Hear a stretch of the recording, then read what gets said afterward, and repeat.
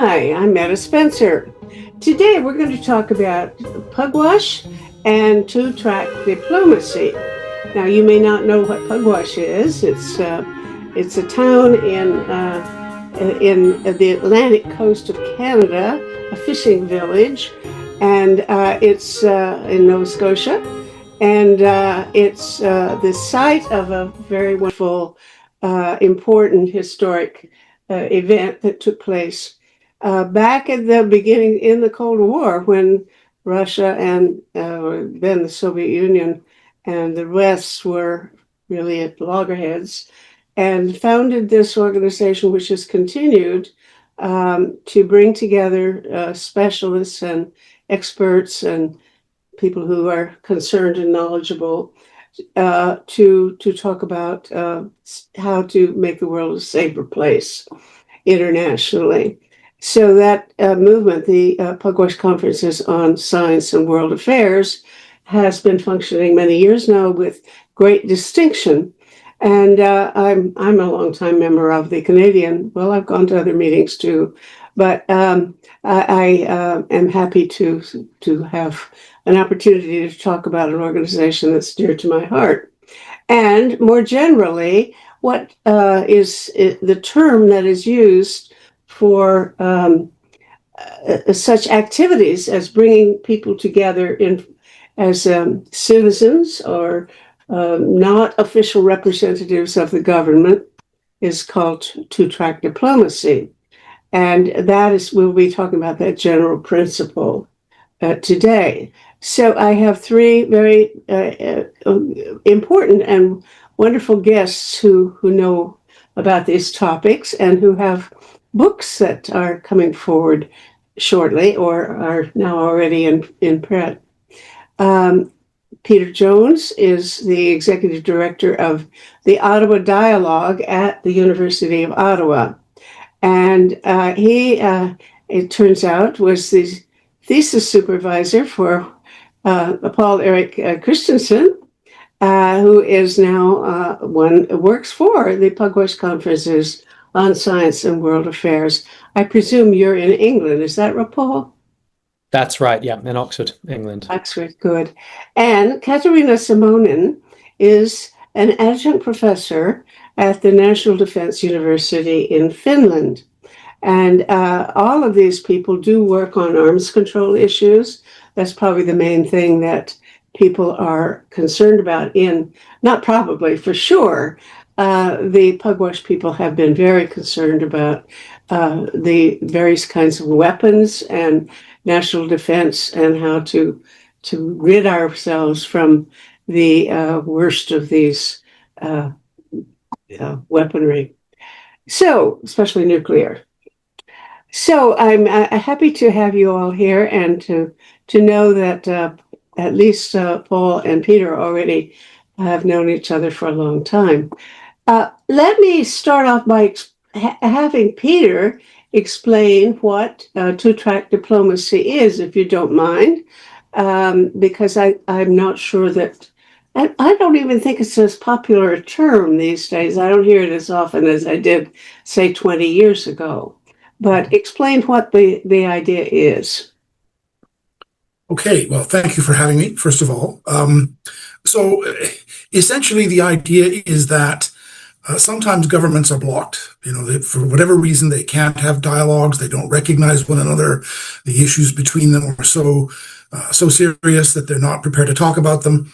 And so the idea behind what is sometimes called track two or second track, various names, is that sort of influential people, but not official people, but influential people from these countries come together for quiet, discreet conversations to see if they can find ways to move the needle, to sort of move the issue forward. It's been around a very long time. It's been around well over a century, in fact. There have been sort of informal dialogues going on between concerned people over issues of war and peace since before World War I.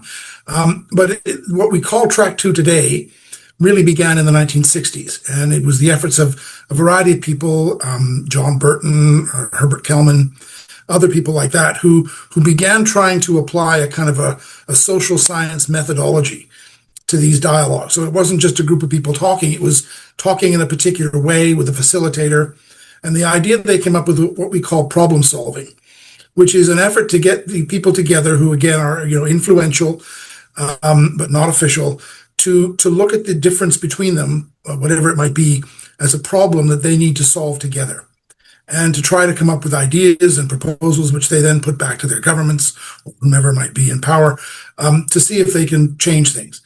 I mean, in the last few decades, the idea of track 2 has expanded quite dramatically. We now talk about track 3 and track 1.5, a variety of different levels. Track 3 is more civil society organizations that are sometimes called people-to-people contacts.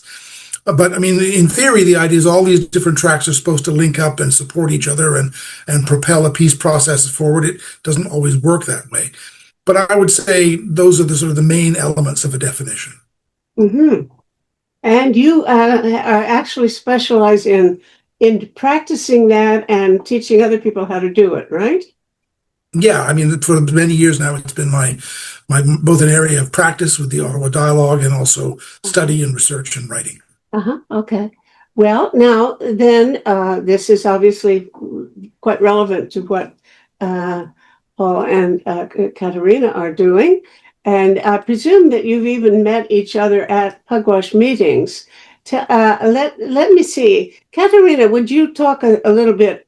It's not going to be hard for Paul to describe Pugwash because he works for them, but you probably participated in conversations, as I have, in meetings with other members of mostly various countries concerned about nuclear weapons, I think. Tell me about Pugwash in your own experience, and then let's see what we can talk about in terms of books that I think you're working on.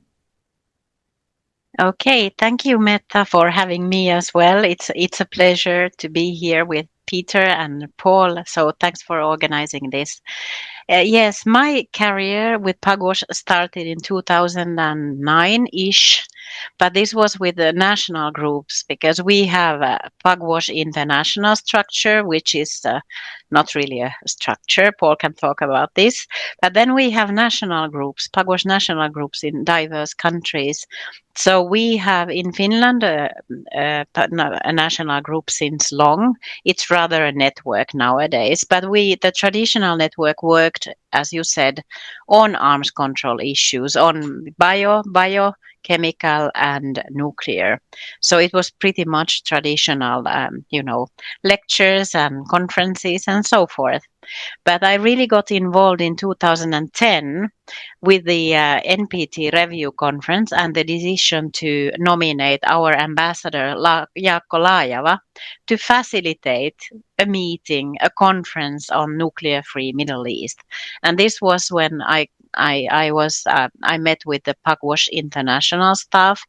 This actually, I think it's interesting because I met them because I called them for help.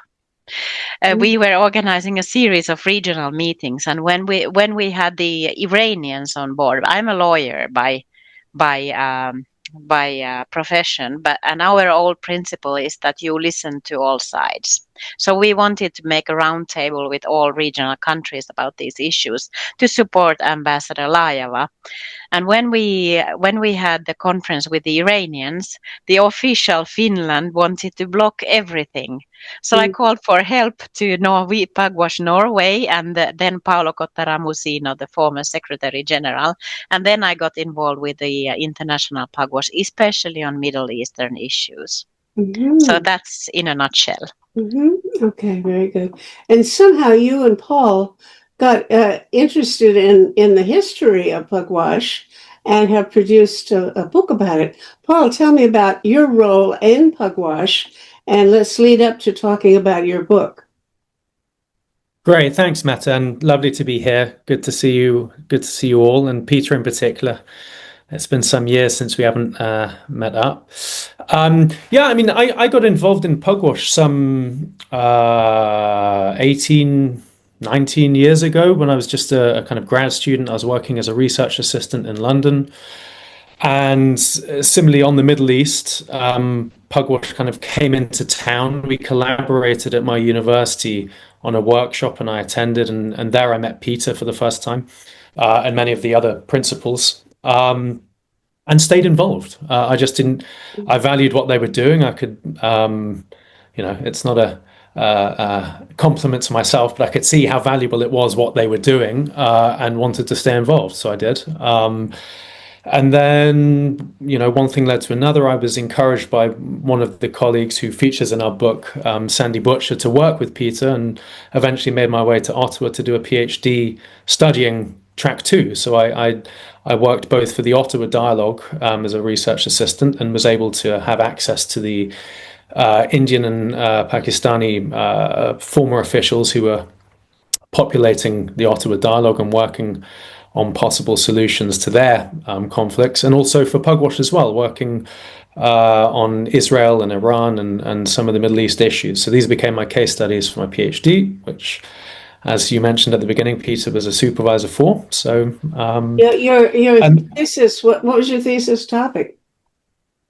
Well, my thesis topic was, what do we make of Track 2? Essentially, we have a lot of academic literature of which Peter's, at the forefront of kind of exploring how it works in practice. And I was trying to do a bit more social science underpinning of, involving the concepts of trust and confidence building, and, trying to look at understanding why participants join Track 2, what's in it for them, and what do they think of this kind of universe of Track 2 dialogues. So. Pugwash received a Nobel Peace Prize some years ago, and for its interventions and influence during the Cold War, especially I think during the Gorbachev years.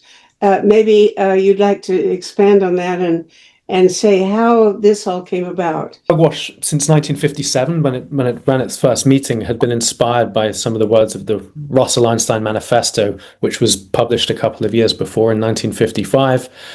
And the idea was the threat of thermonuclear war, of nuclear annihilation for the planet, was such that we really needed to bring scientists together in conference and understand the perils and transmit these to the policymakers. So for some 30 years during the Cold War, this is what Pugwash meetings were doing, with increasing frequency. We actually touch briefly on this history in our book, in the introductory couple of chapters, just to kind of sketch out what Pugwash was doing during the Cold War. And then by the end of the Cold War, as you mentioned, the Gorbachev era and ushered in a kind of a hopeful era of cooperation. Pugwash then in 1995 was awarded the Nobel Peace Prize for its part in diminishing the nuclear arms race and the threat posed by nuclear weapons. So it was shared, not just Pugwash, but shared with its founder, Joseph Rotblat, who was there throughout until his death in 2005. So it was a pretty inspiring time. And so from that era, to pivot back to the book, we then chart what happened afterwards.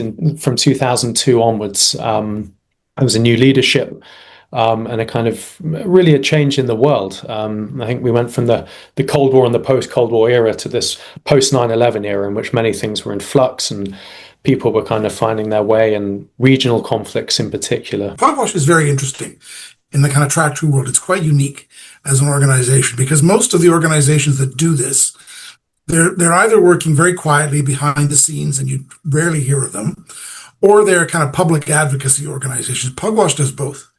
Which is, I think, I can't think of another one that does this. I mean, it's very much focused on security and weapons of mass destruction and this kind of thing, but it has a history of quietly and confidentially being involved in some very high level, sort of secret negotiations, if I put them that way, or secret discussions. But it also has consistently been a public advocate. And it's a very neat trick.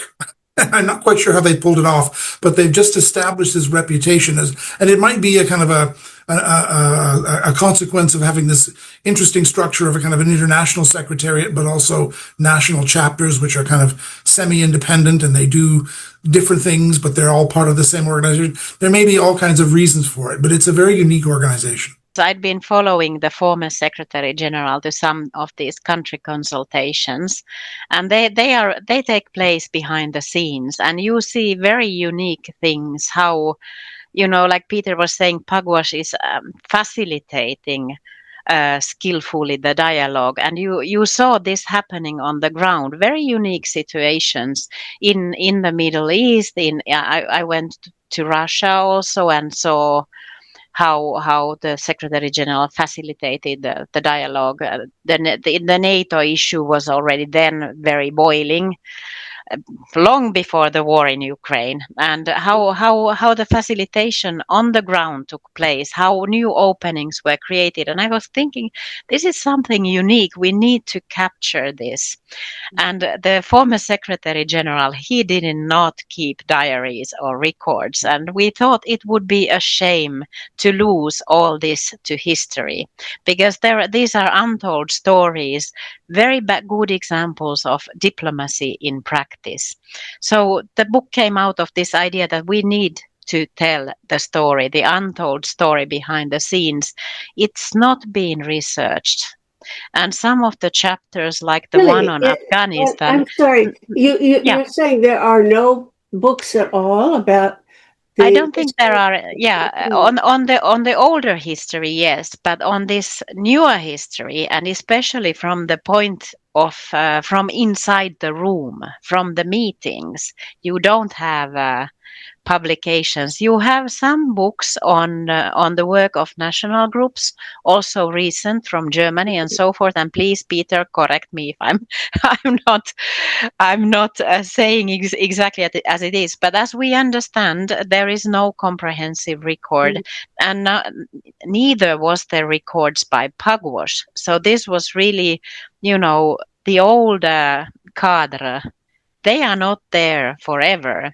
And we thought that there is an urgency to capture the memories as much as we can. But like any history book, it's as good as our sources. We don't get everything, but we try to make as comprehensive a story as we can from the period that our former Secretary General Kotara Musino was chairing Pugwash. So that is 2002 until 2024, basically. It's the idea why we did this book. Hold it up. Let's have a look at your book. This is the book here. I would also pay a little, Katariina and I have been interviewing people and researching through the archives, both digital and physical archives that Pugwash had, which was scant, and we had to really piece things together at time. But I think we should also give credit to Sandy Butcher as well, who even more than a decade ago recognized very well that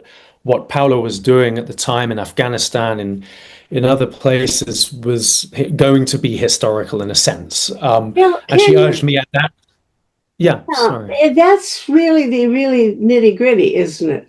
Can you say that places and occasions in which there was an influence that made a difference in policies in the countries, the decision making, the official decision making? In other words, what would happen? I know back in the days when I was going, there would be meetings in which oftentimes very high level Russians, I guess they were all Russian, but might have been other Soviets, would be coming to these meetings and interacting with sometimes very high level, unofficial or very close to centers of power, Americans and others from NATO and so on. And one could actually put a time and date on certain occasions where you could see people changing their minds or developing a different angle, which we know that they took home and promoted in their parliament or in other political decision making places. So if it doesn't work, that's really the important thing. Does two-track diplomacy work? Has Pugwash actually earned that Nobel Prize? So I think what you're talking about, Meta, is what we call in the field transfer. It's the business of how the ideas and the discussions that you have in these informal, unofficial meetings make their way to their intended audience, whether it's the government or some other audience. And in the field of track two, there's a big literature on that, and many people have studied it, and there are a variety of different thoughts about it. And one of them is that it's direct. As you say, people go to a meeting, they get a new idea, they go home, they tell the government.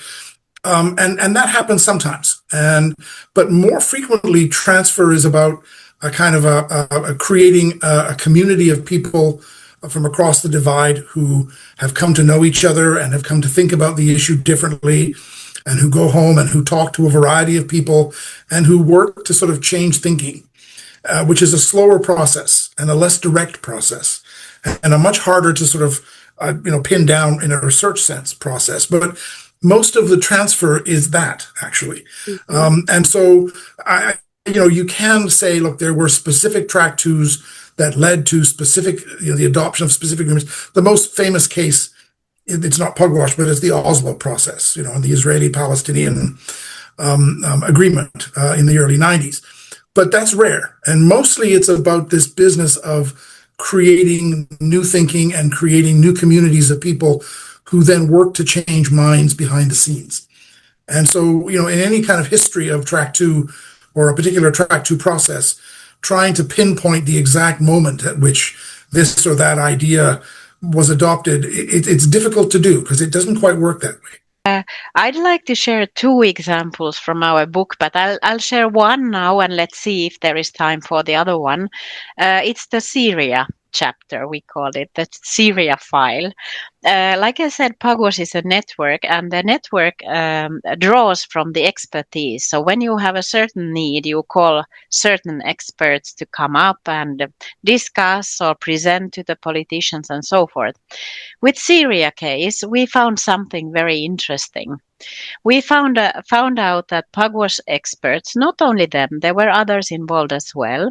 They played a role in convincing the British Parliament that the use of force as a response to the Syrian chemical weapons use was not the most effective way to do things. So the MPs in the UK voted against use of armed force against Syria. But not only that, because out of the discussions, Pugwash played an influential role in communicating the idea that Syria should join the Chemical Weapons Convention. Through its networks in Russia, the idea was communicated to the Russians. Putin presented it to Obama on the sidelines of a G20 meeting, and it was presented as a Russian initiative, but it came from Pugwash pen. Oh. So this is really, Pugwash on occasion can do something, play a role, give ideas and so forth. It cannot save the whole day, but it can make a difference on occasion. So with Syria, this was really interesting. And the third dimension was with the destruction of the Syrian chemical weapons. They were to be destructed at sea, Cape Ray, the US ship. And there were so many doubts about this. So Pugwash experts went through the plans and advised how to do this. For instance, making strict deadlines could be risky for such a project. So they could convince and make how do you say, improve the plans for the destruction of the chemical weapons at sea. So there were many, points where Pugwash experts were, These are technological solutions about how to do it more safely. Oh, really? Yeah, there was no confidence especially in the riparian states, the parliaments. They were not confident of the security of doing this, the soundness of the plan. There was a long-term chemical weapon study group. So there is very, very deep expertise in Pugwash on these issues. Oh, wow. So this is one interesting, and if I have time later, I'd be happy to share the Afghanistan example. That's really interesting as well. Why don't you go ahead? Yeah, let's do it. Okay, this was an initiative by the Secretary General. He mostly worked on it alone, and it was a long-term initiative. Almost time span is, Paul, is it 15 years? more or less. But I'm not going to go through that. The point is that he did two things. He and some of the colleagues later on 2016, 17, so forth. One, he was able to bring everybody to the table. Everybody, by everybody I mean the Afghan tribes. So in the end, he was able to convene them all, including the Taliban, to discuss the post-conflict Afghanistan. And there was a draft peace plan with 16 points, what should be done. So he could involve everybody. You have wonderful photos full of tribal representatives, women, everybody came. So that was one. But another issue, a policy thing, is that he had a couple of very high-level Americans in his team, and they all worked together to convince the US to open a channel to the Taliban. So they were instrumental in convincing the US of the need to talk to the Taliban. And this was under Trump administration 1. He nominated, what was his name? Khalilzad?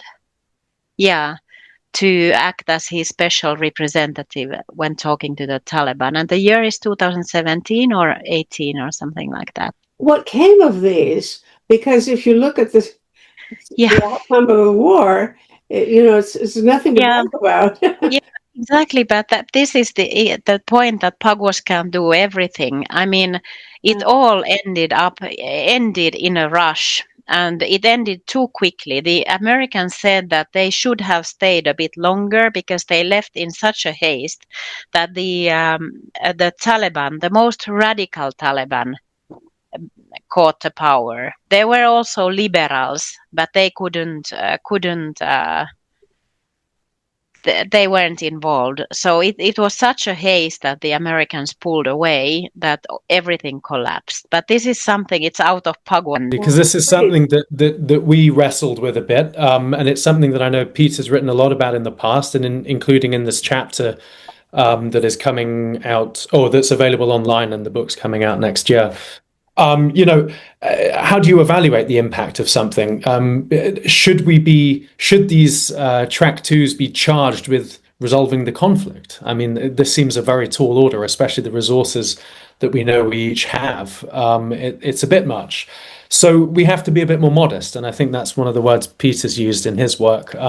In assessing, evaluating, it's not to say that we should aim low, and Paolo certainly didn't. And I think in the 6 kind of thematic chapters we have, Katariina's spoken about Syria and Afghanistan. We also write about Iran, Israel, Palestine, and Kashmir. His, for many years, working on India-Pakistan's nuclear dialogue, but with a huge component of which was essentially trying to resolve the Kashmir question within India and Pakistan's bilateral relationship. And that's a pretty tall order. But at the same time, we have some wonderful quotes from the people involved at the time in the region, Indians and Pakistanis, who say, it was a tremendous success. For 4 years, they achieved what no one else had achieved. This is some 23 years ago. So it was really at the beginning of his tenure.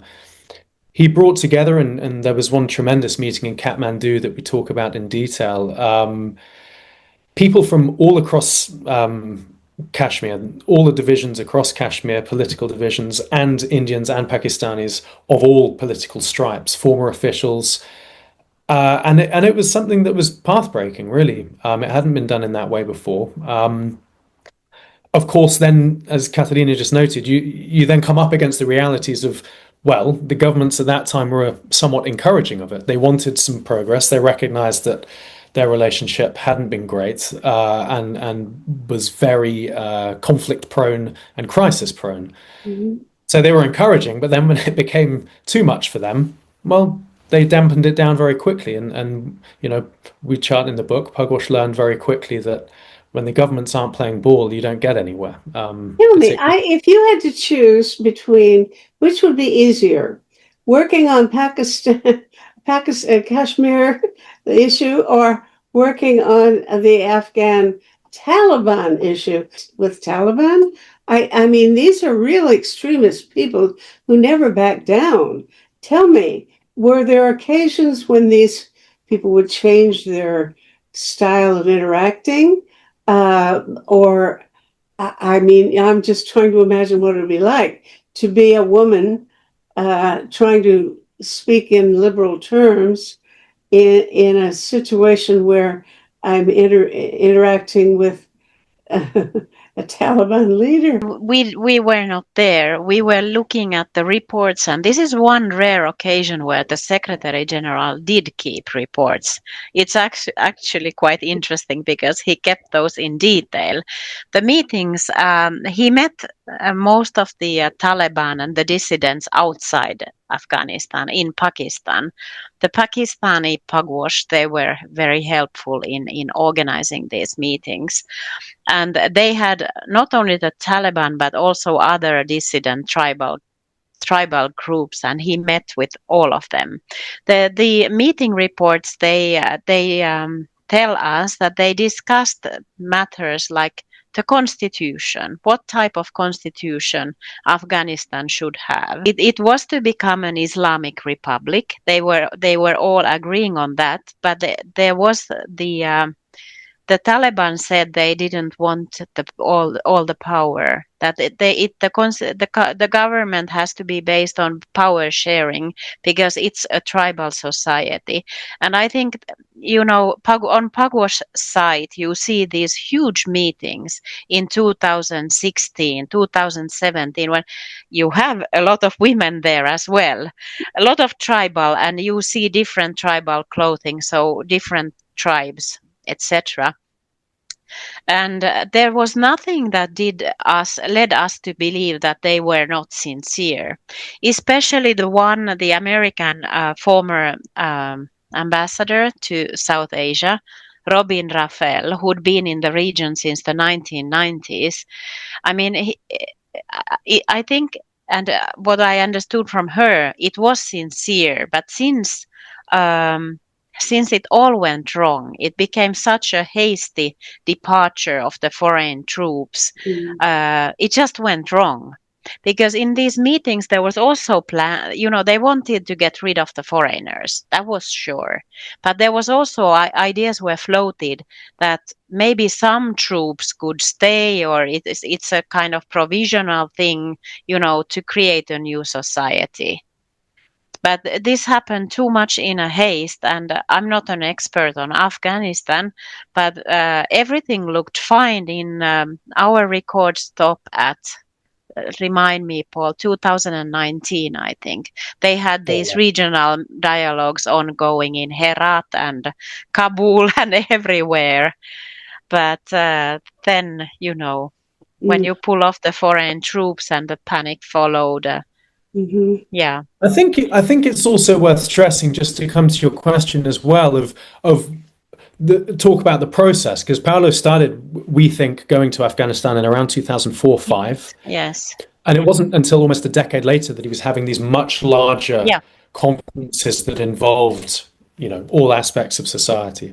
So before that, he was meeting either with individuals or with smaller groups and building up the trust and respect and understanding them. It wasn't that immediately he went in, grabbed some Talibans and said, you must meet with women. This wasn't it at all. It was a slow process of constituency building, developing their receptiveness to thinking about the constitution or about the role of women in a future Afghan society and so on. And okay, the sad thing is that, what has come to pass is completely the opposite of both what I think Paolo was aiming for and what he also heard from a lot of his interlocutors. So you think that that the people were on the right track, and if they had sufficient time or influence, were these people really connected with the decision makers in the government? Were there real reasons to believe that they could be influential if they had been able to work out a new constitution that they all believed in? And if, for example, I hate to harp on the thing about women, but that was really important, the role of women, and at least in terms of getting support in Western countries? Well, we know that the people were connected. They one of the issues when you find interlocutors, you need to try to identify interlocutors which have access to the decision makers. When you talk with them, you know that your message goes to higher levels. And with the Taliban, this was the case. But there was this hostage case. The American soldier, what was his name? Paul, can you recall? Anyway, the Taliban, the ones we were talking with, or Pugwash was talking with, they passed the order to another tribe that they need to release this American soldier, and this happened. So I mean, they had access. Mm-hmm. And in the end, there were high-level Taliban who came to the negotiations themselves. So they were in the room. They were discussing the constitution, the power sharing, and so forth. And what the only thing I can say is that the radicals came to power. There are some more liberal Taliban as well, or former Taliban, and had the procedure given more time. I don't know how, with the help of the outsiders, there could have been a different future. Mm-hmm. Yeah. Peter, you are presumably teaching people how to track diplomacy. I don't know whether there's a textbook anywhere. I don't know whether you've written anything like a textbook. I do know that you have a new book, that you have a chapter in a new book that's coming out. And I don't know whether I can do this, but I'm going to try to do a screen share. And then I'm going to bring this thing up so people can see the cover of the book. Can people see that? Mm-hmm. Yeah. Yeah? Okay, So that's called Nuclear Negotiations, and you have a chapter in it, right? Yeah. So it's a very interesting project, this book. It's led by a couple of Swedish academics. It's based at Uppsala University, and it's looking at the question of nuclear diplomacy. And particularly, the whole idea of nuclear diplomacy has declined significantly in the last 20 years or so. I mean, it was front and center in the world during the Cold War. And so really, it's a project about trying to revive the idea that nuclear weapons need to have a diplomacy around them, and how we control them and how we limit them, hopefully. And so there's a series of chapters in this book looking at different aspects of nuclear diplomacy historically and in contemporary times and so on. And so my chapter in the book looks at a case study of the use of Track 2 as an element of nuclear diplomacy, how you deal with these weapons. And the case I use is the India-Pakistan case, which is something that the Ottawa Dialogue has worked on for many years. Poul was involved in it when he was with us, and just looking at what roles have we played, and how have we done this, and what influence has this process had in the India-Pakistan nuclear relationship. And one of the things that's difficult to write about is that, so much of what happens is relatively confidential, and you gain the trust of the people involved by not talking about it. So I had to talk to people on both sides to make sure they were comfortable with this chapter. And it doesn't go into exquisite detail about the nitty-gritty of the discussions, but it talks more generally about how this process unfolded and what lessons it has in terms of the role of Track 2 as an instrument of nuclear diplomacy. And really, what it's talking about is that, occasionally, when requested to by the two sides, this process has gone into some detail on a particular issue, a confidence-building measure, a particular way of communicating during a crisis. And that has been useful, and the ideas have been transmitted to both governments, and we believe they've been taken on board. We have no way of knowing. But more than that, it's talked about how the two sides relate to one another. And there's been a lot of, on both sides, looking at the Cold War as an example of a nuclear rivalry and sort of imagining that that's how those lessons are applicable to India and Pakistan. And what we found is it's not quite the case. I mean, the situation is different, and just relying on Cold War lessons of extended deterrence and minimal deterrence and things like that as they developed in the Cold War relying on them in the case of India, Pakistan is somewhat dangerous because the consequences could be the exact opposite of what you think. And so I think we've had a role in helping to sort of educate or at least open the minds of people on both sides to the fact that you can't just take the Cold War nuclear rivalry and say, well, that's it. That's what we're doing.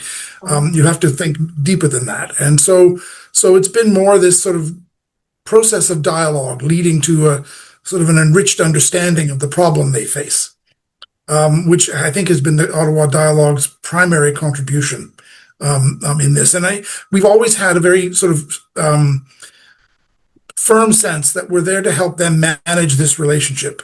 We're not helping to sort of resolve it. They'll have to do that themselves if ever they're going to resolve their nuclear relationship. We're there to help them manage it, to give them a platform to have discussions they can't have at the official level, at least not right now. And so it's a rather limited kind of role that we play, and it's by design.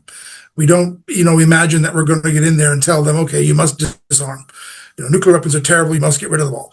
I mean, we feel that, but there's no point in saying that. Mm-hmm. They're not going to do it. So if you're going to play a role, it's in helping them to sort of think through what this means and how they have to learn to live with each other and control these things as best they can.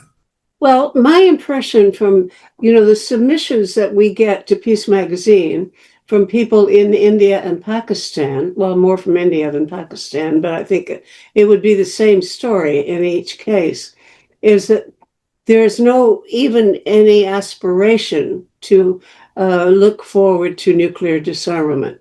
The first paragraph in every one of these articles says, well, nuclear weapons are here to stay. There's no question about that. They're not going away. So, then the question is, maybe we can manage it a little better. Mm-hmm. But they're not talking in terms of nuclear disarmament. And I don't know whether they ever did. Was there a time when, or have they gone downhill or what's the problem? Because, actually, we publish some of these articles just to show that we're broad-minded and want to present every point of view, but it's pretty disappointing to see that there's a fatalistic, there's just game over for them. There's no consideration of maybe just getting rid of nuclear weapons. Yeah. Am I wrong? No, I don't think so. At the beginning of the nuclear era between the two sides, mm-hmm. they both pretty firmly adhered to a concept which they call various names, minimal credible deterrence. A very small number of weapons kept at a de-alerted way, so the weapons and the delivery systems and the weapons were not mated together, and only to be used in the most extreme circumstances. And for a long time, that was the sort of prevailing nuclear doctrine on both sides, and it resulted in a certain level of stability between them, at least as regards nuclear weapons. As time has gone by, that's evolved. They still officially adhere to minimal credible deterrence, but they're redefining it. And they're defining it to mean that nuclear weapons can be used or potentially be used in circumstances that they never would have considered before. Mm-hmm. And so to that extent, the situation is worsening in the sense that the sort of the boundary between conventional warfare and the possible use of nuclear weapons used to be absolutely firm. And it was like concrete. There's just no way to go between them. Now it's not quite that. It's a little more porous. And as we have these crises in South Asia and these sort of clashes between the two sides, it raises the concern that they might slip over into the possible use of these things.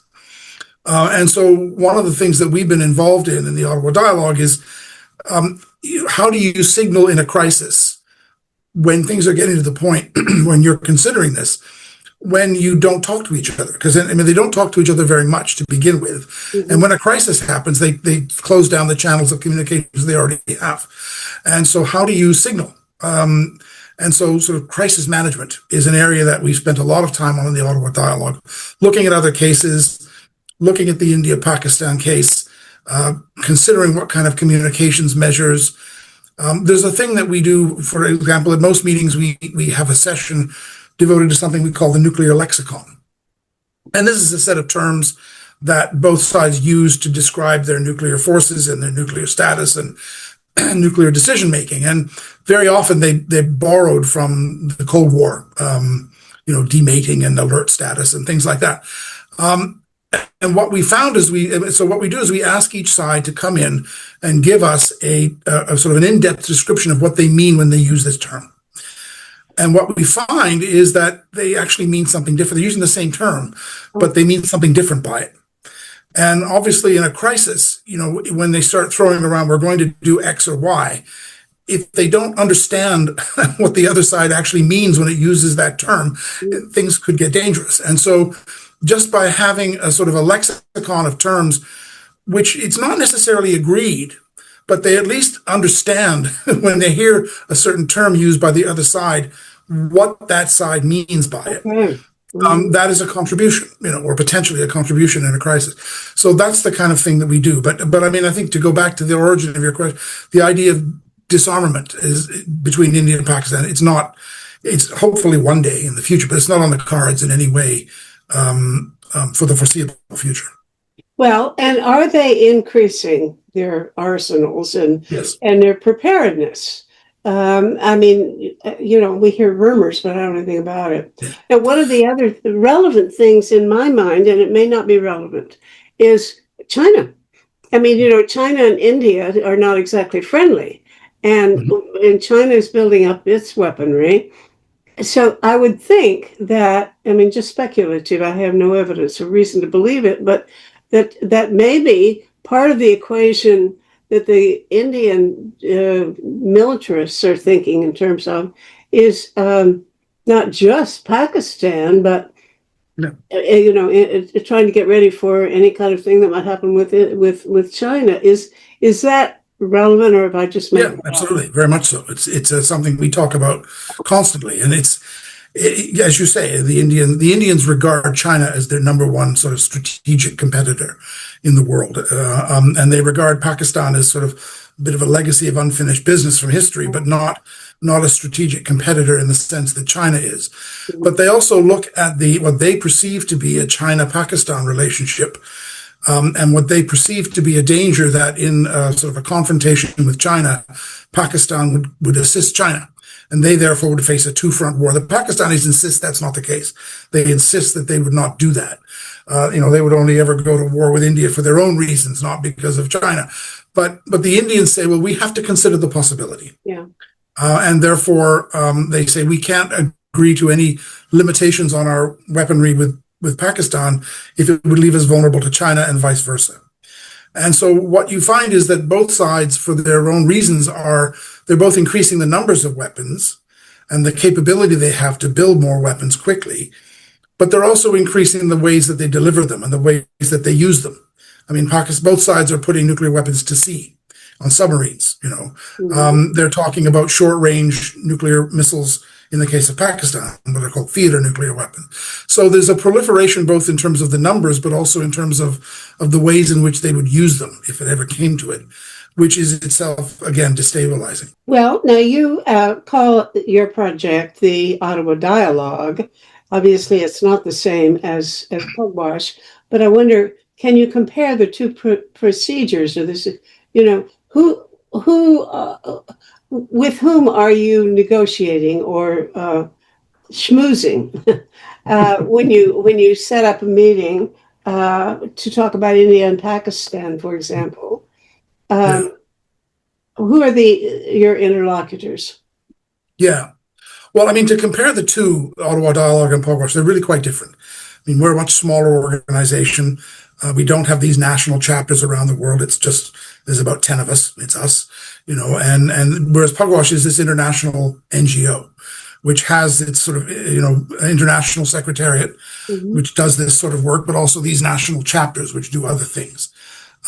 We tend to work at the level of sort of track 2, or what's sometimes called track 1.5, which is officials in what we call their private capacities, which is sort of a dodge.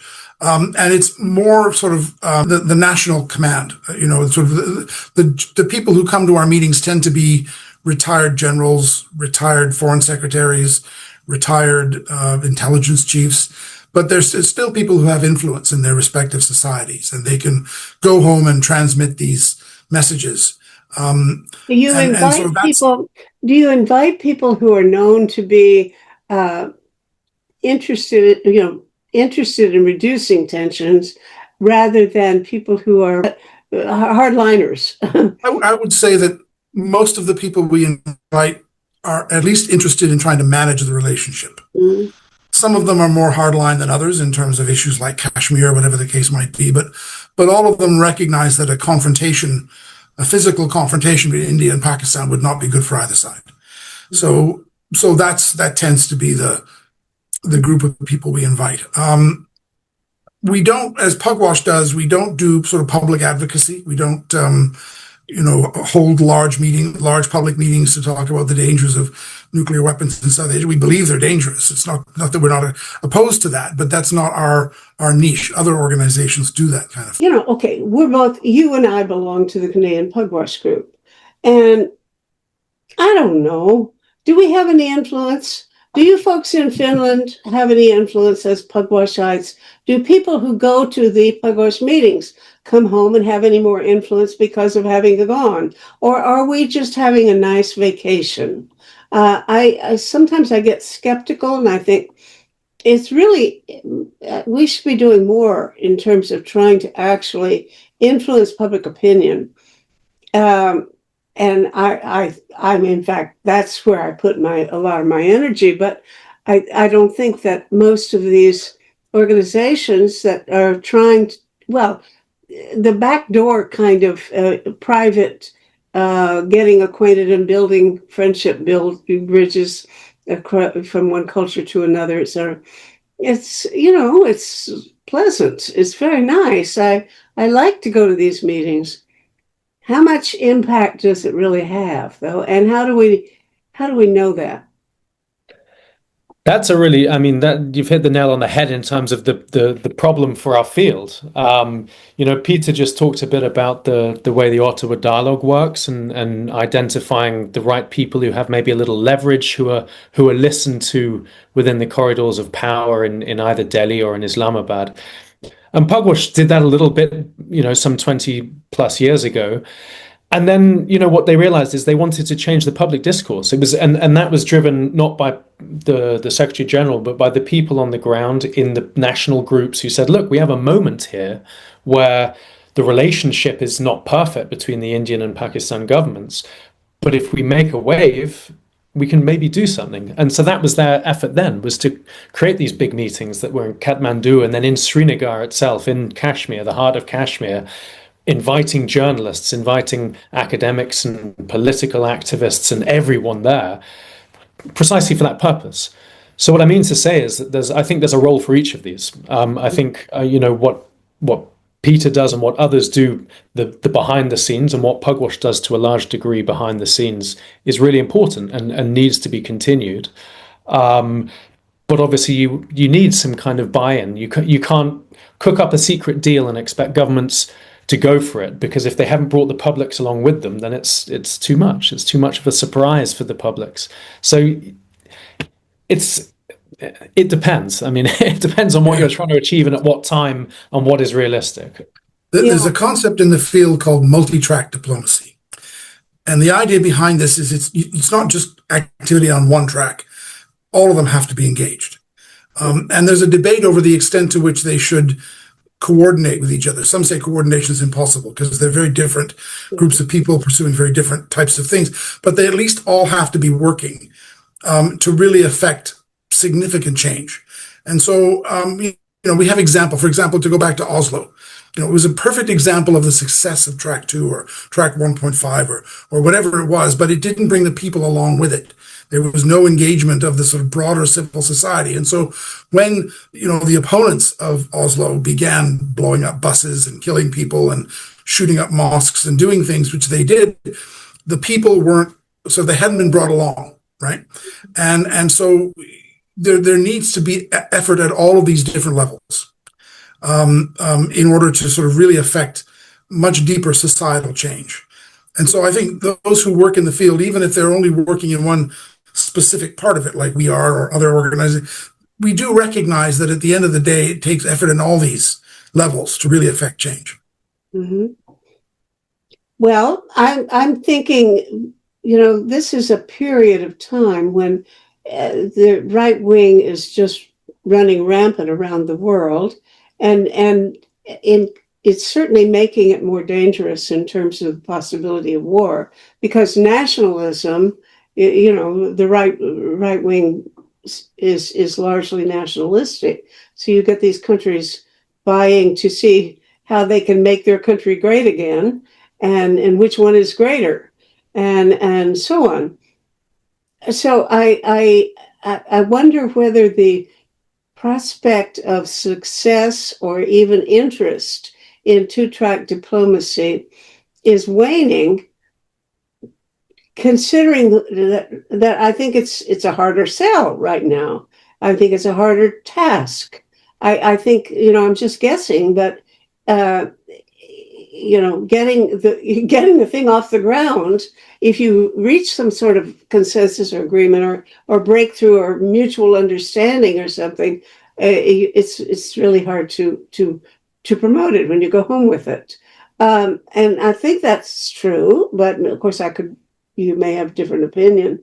But doesn't that kind of put a damper on the whole the halo that we want to give to two-track diplomacy, and I want to give, and all of us, I guess, want to give to Pugwash because of our fondness for the organization and how much we value having been able to participate. I think it's exactly in moments like these that we are needed.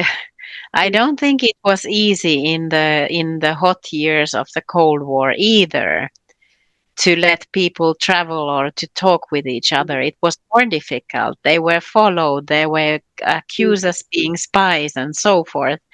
But I'm making a simplification. I think governments do need ideas. So we just need to think cleverly, find ways how to communicate the ideas that come out from our meetings, which channels to use. For instance, now, like you said, the right-wing governments are on the rise and they govern in the north as well. In Finland and Sweden, we have very similar governments and they are quite right-wing, and dialogue is not in their vocabulary. But we have a lot of political parties now in the opposition. The power will change. It will take 2 years and we have elections coming. So we can feed these ideas and thoughts into the politicians who are more willing to listen. Mm-hmm. So we just have to think how to, communicate our ideas and food for thoughts for government. So those who are going to be in the government. But I think we are much more, we are needed now, exactly in this world. We have to do the groundwork now. I mean, we have to, for example, if you take Iran and the US or Iran and Israel, there needs to be some form of communications, understanding, and promotion of this notion that things could improve. And then you wait until the time is more propitious that actually something can come. So it might feel that we're in the most, negative space now where there's no reception for the kinds of ideas that we might find. It will come.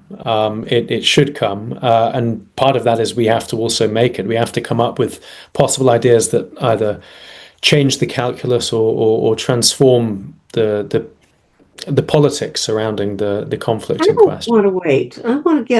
I want to do the most I can do to influence public opinion now. And I just checked AI to say, let me know what is the best platform to use to actually, at a reasonable cost, because this is all, out of our own pockets, that we have to produce things that we want to use to try to change public opinion. And it said TikTok. And I thought, I'm going to have to learn to make TikTok things. I don't really want to do that. But you first, yeah. That's what our next task is. We all have to start coming back from two-track diplomacy with lots of great new ideas and making TikTok shows and put them up. So that's our assignment. Will you do that, Peter? Probably not. Mostly because I don't understand TikTok. I didn't until I looked at it day before yesterday, and I don't like it, but I'm going to do it. But what we are doing, and we in Hiroshima, we saw this also on a grand scale, we are trying to use art to convey the message to the public. So we are trying to work now on the effects of nuclear war, work with the science and then translate the results of science into art and involve young people and etc. So we are trying to use art to convey our messages as well to the public about the horrendous thing of nuclear war and its effects. So that's one idea as well. And there are movies, of course, coming out. The recent House of Dynamite that's on Netflix, and there are a couple more coming out that I've seen. So that there is some movement that people are using different forms of art to raise public consciousness. And maybe we go back to a period like the 1980s where the freeze movement was so huge and people were mobilizing. I just want to finish by sharing my appreciation of how valuable it is to have a record of what has been done, and that certainly the two-track diplomacy may not immediately change the world, but it's got to be a big component of what we do, and I think it's God bless you both, for all of you, for what you're doing. Thank you very much, Mette. So much. Thank you. Bye. Bye-bye. Good to talk to you all. Thank you.